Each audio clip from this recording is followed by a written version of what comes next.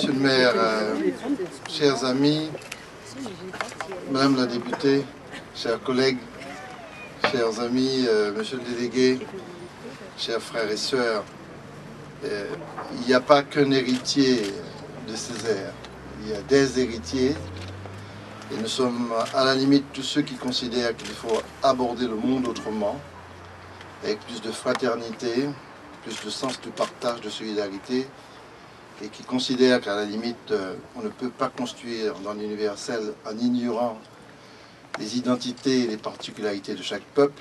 Ils sont tous des héritiers de Césaire.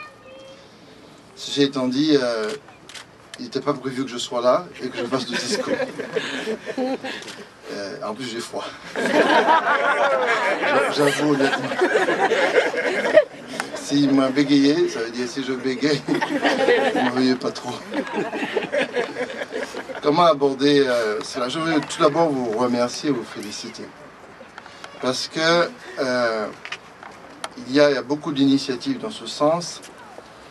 Vous allez honorer un des pères de la négritude avec Senghor et Damas.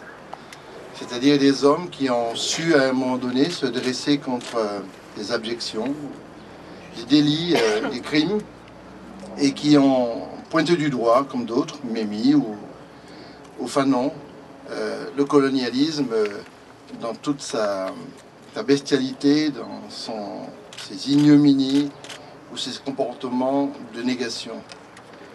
Vous honorez aussi un homme.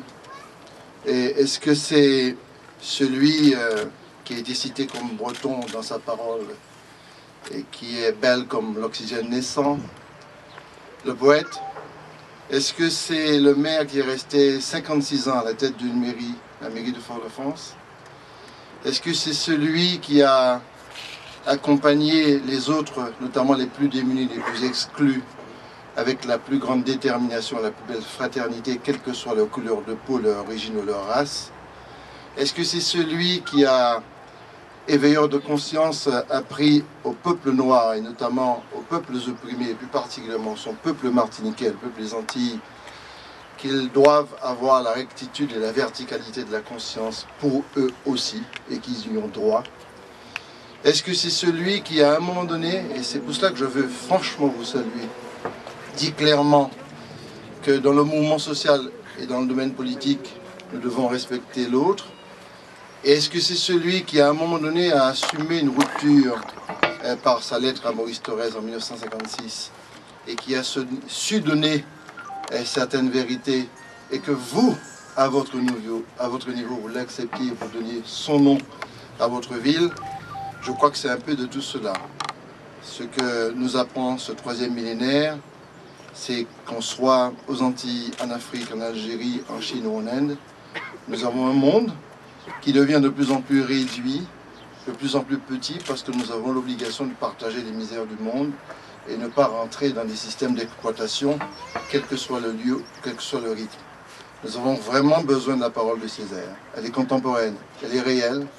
Et le fait que vous consignez ici, à Nanterre, son nom, c'est une manière aussi de marquer votre reconnaissance à ce grand homme et de parfaire, de mon point de vue, entre nous, un besoin peut-être essentiel. Et là, je pense que M. Karam entend ce message, qu'au-delà même de la diversité, il y a une nécessité qu'à chaque fois qu'un homme rentre en France ou ailleurs aux Antilles, qu'on ne lui demande jamais de laisser son identité, son histoire à la porte et à la frontière de chaque pays, et que c'est chaque particularité qui enrichit le multiculturalisme et surtout la diversité qui devrait, de mon point de vue, se traduire en droit progressivement dans la Constitution et dans les institutions françaises. Merci de m'avoir invité et félicitations.